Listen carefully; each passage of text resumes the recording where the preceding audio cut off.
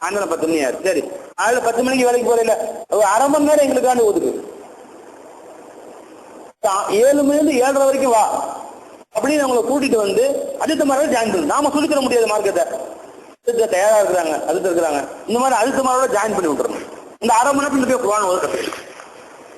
இந்த மாதிரி ஏற்பாடு செஞ்சோம். காரைக்குடியில் நாங்க இருந்த போது அங்க உள்ள இந்த மாதிரி வீட கடைகளுக்கா போய் ஓத தெரியாத பெரியவர்களை அணுகி அவங்க எல்லாம் ஓத வச்சு ஏற்பாடு செஞ்சு ரொம்ப பேர் ஓத கத்துக்கிட்டாங்க. மார்க்கம் தெரியாதவங்க மார்க்கம் கத்துக்கிட்டாங்க. உலகின் மூலம் நாம அதுக்காக ஏற்பாடு செய்யணும். புரிஞ்சுங்களா? கருக்கு ஆகுலவி கருக்கு சிராகத்தேன்னு பேசினாங்க. இந்த வீட்டுக்கு கேட்கற வெக்கம் என்ன இருக்கு, எனக்கு ஓத தெரியல, அதுல ஓதி கொடுங்க. என்ன வெக்கம் என்ன இருக்கு? ஒரு 60 வயசு ஒருத்தர் வந்து இந்த ஓதி யூஸ் பண்ணிட்டார். ஓதி குர்ஆன் கத்துக்கிட்டார். சொன்ன ஆச்சரியப்பட்டீங்க. இன்னும் ஹயாத்தா இருக்க ஒரு 25 வயசு இருக்கு ஒருத்தர் பெரியவர், ரிட்டையர்டு ஹெட் மாஸ்டர். அவங்க ராசிபுரம் இருக்குல்ல, அங்க ஹெட் மாஸ்டர், அது ரிட்டையர்ட் ஆன மனுஷன். ஜங்ஷன்ல ஒரு வீடு. நீங்க சொன்னா ரொம்ப ஆச்சரியப்படுவீங்க. வயசு 58 வயசு ரிட்டையர்ட் ஆன மனுஷன். 10 வருஷமா இங்கேயே இருக்காரு. தொழுவு வருவாரு, மனைவி மக்களை 10 வயசு செஞ்சுட்டு இருந்தாரு. திடீர்னு 70-75 வயசுல ஒரு கால் கீழே விழுந்து கால் உடஞ்சு போச்சு. கட்டு போட்டாங்க. கட்டு போட்டு பின்னாடி கட்டு அவுத்த பண்ணி கால் எக்ஸி செய்யணுமா இல்லைங்களா? எக்ஸி செஞ்சுட்டு அந்த கால் வந்து மடங்கி விட்டு கொடுக்கும். அப்படி விட்டா ஒரு கால் அப்படியே மடங்கி மடக்கெல்லாம் திறக்க முடியும். இன்னும் ஹயாத்தா இருக்காரு, போய் வேணா பாருங்க. திறக்க முடியாம அப்ப வீட்டை விட்டு எங்கேயும் வெளியே போக முடியல. அப்ப நான் பார்க்க அவரை போனேன். அவரை வீடு தேடி போய் பார்க்குமா, சந்தோஷமா இருக்காரு, முகம் மகிழ்ச்சியா இருக்காரு. என்னங்க வெளியே போக முடியலையே, அவன் கவலை இல்லை. எனக்கு என்ன கவலை, எனக்கு சின்ன வயசுல இருந்து ஒரு ஆசை குர்ஆன் மனப்பாடம் பண்ணணும்னு. அதுக்கு வாய்ப்பே கிடைக்கல. எனக்கு சுத்த போறாங்க, சொந்தக்காரங்க வீட்டுக்கு போறாங்க, போறோம். ரிட்டையர்ட் ஆனாலும் வேலை ரிட்டையர்ட் ஆக முடியுதுல்ல. வேலையை விட்டு வேலையை விட்டு ரிட்டையர்ட் ஆயாச்சு. வீட்டு வேலையில் ஒழுக மாட்டேங்குது. அங்க போயிட்டு ரேஷன் கடைக்கு போங்க, அங்க கல்யாணம் இங்க கல்யாணம் சுத்தி அலைஞ்சிட்டு தான் இருந்தேன் ஒழிய இந்த மகன் வீட்டுக்கு அந்த மகன் வீட்டுக்கு ஓய்வே கிடைக்கல. காலு உடஞ்சு போட்டபடி எங்கேயும் போக முடியாதுங்களா? யாரும் கோச்சுக்க மாட்டாங்க வரலேந்து, பிரச்சனையே இல்லையா? குர்ஆன் மனப்பாடம் பண்ண ஆரம்பிச்சிட்டேன். என்னங்க சொல்றீங்கன்னு கேட்டேன். ஒரு வருஷத்துல 12 திசை ஹிந்து பண்ணிட்டேன். இத்தனை வயசுங்க 75 வயசு. அதுக்கு பின்னாடி பாருங்க சந்தர்ப்பம் கிடைக்கல. இதுக்காக ஒரு 2-3 வருஷத்துக்கு முன்னாடி ஒரு பார்த்தா 22 யூஸ் பண்ணிட்டாரு. இப்ப எவ்வளவு யூஸ் பண்ணி முகாம் முடிச்சு பாருங்க. 3-4 வருஷத்துல மூலம்னா எனக்கு என்ன ஆச்சு, அந்த வயசுல எப்படி மனப்பாடம் ஆகுது, மனசுல பதியுது. அப்ப ஆசை இருந்தா 75 வயசுலயும் குர்ஆனை மனப்பாடம் பண்ணுவதற்கு அல்லாஹ் தௌஃபீக் செய்யலாம். அப்ப நம்ம இளைஞர்கள் வெக்கப்பட தேவையில்லை. குர்ஆன் ஓதுறதுன்னு சொல்லி வெக்கமா இருக்கு. போயிருப்பீங்க, சின்ன வயசுல மறந்து போயிருப்பீங்க. நீங்களாம் என்ன செய்யணும்ல, குர்ஆன் ஓதுறதுக்கு ரெடி ஆயிரும். இப்போ உங்களை குர்ஆன் ஓத தெரியாத ஒரு கை தூக்க பார்ப்போம். இந்த வெக்கப்படாம கேட்கும் சந்தோஷம். பார்த்து ஓத தெரியாதவங்க சொல்றேன். குர்ஆன் நம்ம ஓத தெரிஞ்சவங்க, தெரியாதவருக்கு கேட்கும். 1 2 3 4 5 6 7 8 9 10 அல்ஹம்துலில்லாஹ். குர்ஆன் ஓத தெரியாதா? பார்த்து ஓத தெரியாதா? பாத்தீங்களா? முதல்ல ரொம்ப ஓதுறாங்க, ரொம்ப அமல் செய்யறாங்க, ரொம்ப சந்தோஷமா இருந்துச்சு. அல்ஹம்துலில்லாஹ். இங்க வெக்கப்படாம கைத்து ரொம்ப சந்தோஷமா இருந்துச்சு. இப்ப நீங்க முயற்சிச்சேன் என்ன செய்யணும், உங்களுக்காக நான் அதை தயாரா இருக்கேன். அதுக்கு சொல்ல மாட்டீங்களா? ஒரு நேரம் ஒதுக்குங்க. அது காசு பணத்துக்காக அல்லாஹ் நமக்கு உதவி செய்வான். காசு பணம் எப்படியும் கிடைக்கும், எப்படியும் உதவி எல்லாம் நம்ம கொடுப்பான். அதுக்காண்டி இல்லை, எல்லாருக்கா செய்வோம். நமக்கு என்ன குறைஞ்சு போச்சு. நான் அந்த மாதிரி செஞ்சேன். அவங்க முதல்ல என்ன யோசிச்சாங்க அந்த பெரியவங்கலாம், எங்க 65 வயசு எனக்கு குர்ஆன் மனசுல வருமா, எனக்குமா வந்து என் மனசுல பதியுமா குர்ஆன் அப்படின்னு ஆச்சரியப்பட்டாங்க. ஏன்னா அந்த காரணம் கடந்து போச்சுங்க. அதுல இப்பெல்லாம் ஒன்றும் மண்டல ஏறாது அதுக்கு அப்படின்னு நாங்க புரிஞ்சுங்களா. நான் இந்த உதாரணம் சொல்லி காமிச்சேன். இன்னும் ஹயாத்தா இருக்காரு. ஆசிபுரா ஹையர் செகண்டரி ஸ்கூலுடைய ஹெட் மாஸ்டரா இருந்து ரிட்டையர்ட் ஆன மனுஷன். வயசு 75 இருக்கும். அவர் 70 வயசுனா ஒரு 20-30 வருஷத்துக்கு முன்னாடி ஒரு ஹெட் மாஸ்டர் இருந்த மனுஷன் அவரு. இப்ப ரிட்டையர்ட் ஆகி வீட்டுல இருக்காரு. இன்னும் ஹயாத்தா இருக்காரு. ஒரு கால் விளங்காது, மடங்கி அப்படியே நிக்குது, உடஞ்சு போய் கட்டு போட்டாங்க. அதை எக்ஸசைஸ் பண்ணாம விட்டாரு அவர், கால் மடங்கி. இப்ப 22 நான் கடைசியா கேட்ட போது 2 வருஷம் கிட்ட ஆச்சு. இப்ப எவ்வளவு இது பண்ணிருக்காரோ மனுஷன். அப்போ ஒண்ணுமே மனசுல பதியலன்னு இல்லை, நிச்சயமா வரும். முயற்சி செய்தால் நிச்சயம் கிடைக்கும். அதனால நீங்க எல்லாம் ஒரு நேரத்தை ஒதுக்குங்க அதற்கு. இந்த டைம் ஒதுக்கலாம் உங்களுக்கு, காலையிலேயே சாயந்தரமோ. சில பேர் சொல்லுவீங்க அதை இஷாக்கு பின்னாடி வரேன், சில பேர் இல்ல அதை காலையில் ஃபஜ்ரோட வந்து உட்காடுறேன் அப்படின்னு சொல்லுவீங்க. எந்த டைம் நீங்களாம் சொல்லுங்க. அதில் நீங்க மக்தப் எத்தனை மணிக்கு வச்சுக்கிறீங்க? எத்தனை மணிக்கு காலையில? ஜெய் அந்த டைம் விட்டுருங்க.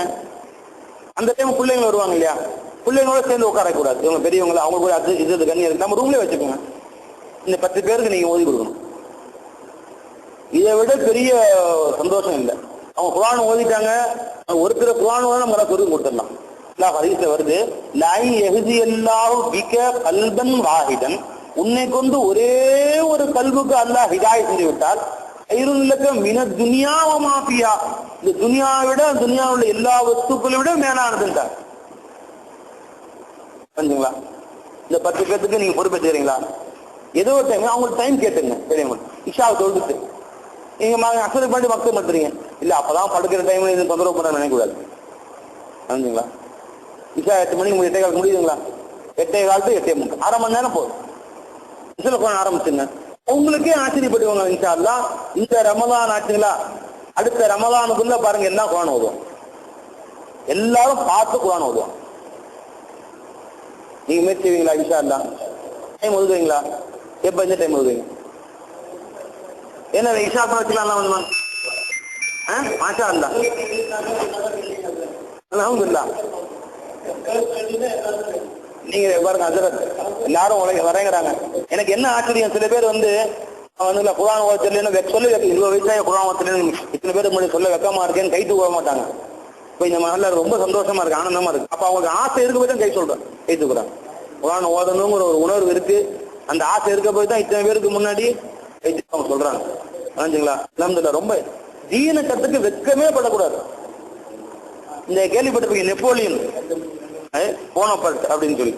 நெப்போலியன் உலகத்திலே ஃபேமஸான அந்த வீரன் சொல்லுவாங்கல்ல, ஏமா அவன் வந்து அடுத்த நாள் வந்து சண்டை நடக்குது, வாட்டர் லூலுவா ஏதோ இடத்துல பயங்கரமான சண்டை நடக்குது இதே வாட்டர்ல. அந்த சண்டைக்கு முதல் நாள் உட்காந்து புக்கு படிச்சுட்டு இருந்தானா. அவன் ஃப்ரெண்டு கேட்டாங்கன்னா, நாளைக்கு பயங்கரமான யுத்தம் நடக்குது, வால் பயிற்சி துப்பாக்கி பயிற்சி இருக்கலாம், புக்கு படிச்சதுக்கு என்ன படிக்கிறேன்? அவன் சொன்னான்னா பிரெஞ்சு பாஷை கத்துக்கிட்டு இருக்கிறேன். நாளைக்கு உயிர் போகலாம் சாவானா தெரியல, பிரெஞ்சு பாஷை கத்துக்கிறாரா அவரோட பாஷை. அவர் ஃப்ரெண்டு உயிர் பொழைச்சு நான் வெற்றி பெற்றால் பிரெஞ்சு அதிபதி ஆயிட்டால் நான் அப்ப எனக்கு அதிபதியாகி மக்களுக்கு ஆட்சி நடத்துறதுக்கு பிரெஞ்சு பாஷை தேவை, அதுக்கு உபயோகமா இருக்கட்டும். நாளைக்கு போர்ல செத்து போய்விட்டால் ஒரு பாஷை தெரியாம செத்தேங்கிறத விட தெரிஞ்சு செத்தேன்னு பேர் வரட்டுமே, என்ன கத்து போச்சு அப்படின்னு. அது மாதிரி நான் இவ்வளவு வயசாக குர்ஆன் ஓத கபர்ல கொண்டு போய் அல்லாஹ் வச்சு குர்ஆன் ஓத தெரிஞ்சு வந்திருக்கான்னு பழக்கமாக சொல்லுவாங்களே, சந்தோஷமா போயிடுவோமே. அது வந்து கவலை இல்லை. ஹதீஸ்ல வருது, கியாமத் நாள்ல அல்லாஹ் தஆலா ஒவ்வொருத்தரையும் கூப்பிட்டு எவ்வளவு குர்ஆன் ஓதி இருக்கையோ அவ்வளவு சொர்க்கத்துல உனக்கு பட்டாண்டுருவாங்க. சொர்க்கத்துல இடம் பிடிக்கணும்ல, இவரு ஒரு ஜுசு அப்படின்னு சொன்னா ஒரு ஜுசுக்கு எவ்வளவு தூரமோ அவ்வளவு தூரம் பிடிச்சிக்குவார். 1.5 மைல் 1 மைல் இருக்கு. இவர் 2 ஜுசு தெரியும் இருக்கு, 2 ஜுசு 2 மைல் தூரம் அவன் பிடிச்சிக்குவார். யார் யார் எவ்வளவு ஓதுறீங்களோ அவ்வளவு பிடிச்சிக்க சொர்க்கத்துலன்னு சொல்லுவானா, அவ்வளவு இடம் பிடிச்சிக்குவாங்க சொர்க்கத்துல. அப்ப சொர்க்கத்துக்காக உதவுங்களா உங்களுக்கு? அப்ப அங்க வந்து நினைச்சு பார்ப்பாங்க, அப்துல் ரஹ்மான் எனக்கு ஓதி கொடுத்தனால தானே இப்படி நாங்க ஓதிக்கிட்டோம் அப்படின்னு. அன்னைக்கு அசரத்து இருக்கிறாங்க, அவங்க ஏரியா பக்கத்துல அவங்கள்ட்ட இல்ல செல்லாங்க அசரத் இந்த வருஷமா பக்கத்துல இருக்கிறாங்க. அப்படியா? மாஷா அல்லா மாஷா அல்லா. பாருங்க ஹெட் மாஸ்டர் அவங்க பெருமையா சொல்றாங்க. இங்க மட்டும் சொல்ல மாட்டாங்க, மாஸ்டர்லயும் சொல்லுவாங்களாம், கியாமத்திலையும் சொல்லுவாங்களாம். என்னண்டு யாருலா எனக்கு அசரத்தா இருந்தாங்கல்ல, அவங்க அந்தஸ்து அதிகமாக்கலான்னு சொல்லுவாங்க. ஒரு ஹதீஸ்ல வருது, 2 நண்பர்கள், ஒருத்தனுக்கு நரகத்துக்கு போக சொல்லி தீர்ப்பாயிரும் அவன் செஞ்ச பாவத்துக்கு, ஒருத்தனுக்கு சொர்க்கத்துக்கு போக சொல்லி தீர்ப்பாயிரும் அவன் செஞ்ச நல்லதுக்கு. முஸ்லீம்களா இருந்தாலும் முஸ்லிம்களா இருந்தாலும் பாவம் செஞ்சிருந்தா அந்த பாவம் தகுந்த அளவுக்கு நரகத்துக்கு போயிட்டு அப்புறம் சொர்க்கம் வந்துருவாங்க இல்லையா, ரொம்ப நரகத்துக்கு போக சொல்லி தீர்ப்பாரு. இப்ப இந்த சொர்க்கத்துக்கு போக சொல்லி தீர்ப்பாச்சே அவன் சொல்லுவானா, ரப்பே என்ன நரகத்துக்கு அனுப்பிச்சிட்டியா இல்ல என் ஃப்ரெண்டு தெரியாது என்ன, இப்ப அவன் செஞ்ச பாவம் நரகத்துக்கு போறான், 2 வருஷம் நேரத்தில் இருக்க வேண்டி இருக்கு, அப்புறம் சொல்லுவோம் வருவான், அப்புறம் பாத்துக்கோ இல்ல. 2 பேரும் ஒன்னா உட்காந்து நோன்பு திறந்தோம், அவன் விட்டு போக பிரியும் இல்ல ரப்பு வேணா அந்த 2 வருஷம் நானும் அவன் கூட நரகத்துக்கு இருந்துக்கிறேன், அப்புறம் சொர்க்கத்துக்கு வந்துக்கிறேன். அல்லாவுடைய கருணை பொங்குமா? அதை சொல்லுவானா சொர்க்கத்துக்கு என்று தீர்ப்பளிக்கப்பட்டவர்கள் நரகத்துக்கு அனுப்புவது என் பழக்கம் இல்லை, எந்த சர்ச்சை கிடையாது. இந்த மாதிரி வேண்டுமானால் நீ நரகத்துக்குள்ள பூந்து அவன் கூட சொர்க்கத்துக்குள்ள போயிருந்து சொல்லுவானா. இது நரகத்துக்கு உள்ளேயே போவானா, நரக நெருப்பி இவங்க சுடாதான் பாருங்க. இது சொர்க்கவாசி நரகத்துக்கு உள்ளேயே போய் அவனை கூப்பிட்டு முழு தலைவி இழுத்து வருவானா. நரகம் சொத்துக்குள்ள முடிய கூட தீண்டாதான் இவனுக்கு. உள்ள போய் கூட்டி சொத்துக்குள்ள கொண்டு போயிடுவான். என்னங்க சில பேர் ஒன்னா உட்காந்து நோன்பு தொண்டு இருக்கு, ஒன்னா ஹஜ்ஜுக்கு போயிருப்பான், யாரெல்லாம் நின்று என் பக்கத்து சப்பல நின்று இருந்தான் தொழுகையில, அதுக்காக வேண்டி இது சின்ன சின்ன அற்ப காரணங்களுக்காக சிறும் கூட்டி போயிடுவான். அப்ப நான் ஒரு பையனை போவான், என்ற முகமானவர் இவரு ஒருவேளை என்னுடைய பாவத்துக்காக தண்டிச்சு நரகம் அமைச்சிருந்தால் இந்த இப்ராஹிம் என்ன சொல்லுவார், யாரில் எங்க உஸ்தாது எனக்கு குர்ஆன் ஒரு கற்றுக் கொடுத்தவர், எனக்கு பாடம் சொல்லி கொடுத்தவர் அல்ல, அவரையும் அமைச்சர் அல்ல, அல்லாட சொல்ல எல்லாட்ட கேட்க கூட்டி போய் சொல்றதுக்கு நம்மளே அந்த ஆசை வைக்கணுமா. எப்படி நான் சொர்க்கத்துக்கு போறதுக்கு இந்த இதான் காரணமா இருக்குமே அப்படின்னு ஆசை. என்ன பணம் என்ன பண்ண நேரங்களுக்கு கவலையே படக்கூடாது. அது யோசிக்கலாம், ஆஹா தொழுக முடிய 8:45 ஆயிடுது, இப்போ உட்காந்து வர முன்னேன்னு வச்சு 9:30, அப்புறமேல படுத்து பதிலுக்கு எந்திரிக்க முடியுமா, இவன் தலைவன் வீணா அஜத்தை கூட்டு பயம் வச்சு மாட்டி விட்டாங்களே, அந்த சிந்தனை எல்லாம் வரக்கூடாது. நீ தயாரா இருக்க சேலாம இன்ஷா அல்லாஹ். ஆமா என்ன இருந்து ஆரம்பிக்கலாம், என்ன இருந்தது ஏன் நல்ல காரியம் தள்ளியே போடக்கூடாது, நல்ல காரியம் தள்ளியே போடக்கூடாது, இன்னைக்கே ஆரம்பிக்கணும் இன்ஷா அல்லாஹ். நல்ல நாளை பார்த்து ஆரம்பிக்கலாமா, நல்ல நாளா பார்த்து ஆரம்பிக்கணும்.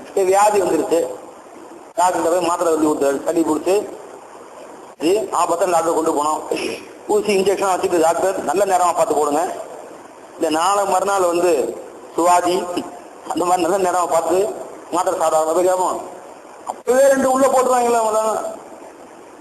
நீங்க ரமதான் வரைக்கும், ரமதான்ல ஆரம்பிச்சா ரமதான் 1 வாரம் இருக்குவீங்க, அடுத்த சனிக்கிழமை இன்ஷா அல்லாஹ் தஆலா ரமதான் வரைக்கும் நீங்க ஹயாத்தா இருப்பீங்களா, நான் ஹயாத்தா இருப்பேனா, இவன் ஹயாத்தா இருப்பான், கேரண்டி இருக்கா இன்ஷா அல்லாஹ் எல்லாருக்கும் ஹயாத்தை கொடுக்குறோம், கேரண்டி இருக்கா.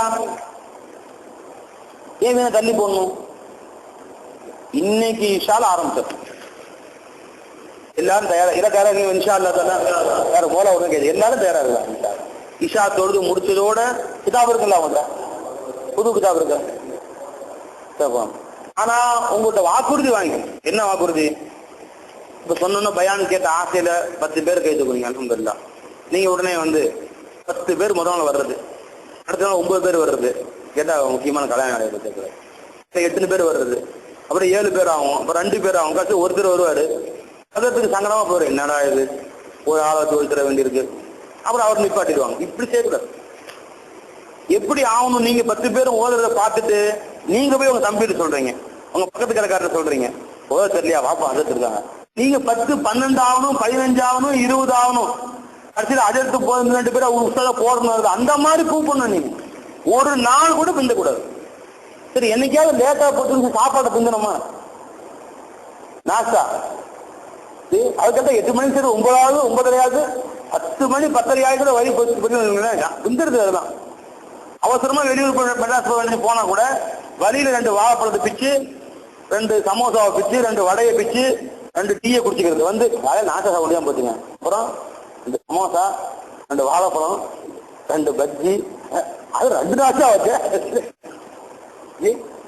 அது நாசா சாப்பிடலையேங்கிற கவலையில 2 சமோசாவா 2 பஜ்ஜி காலையில அவங்க கூட நாஸ்தா வச்சாங்க பாருங்க.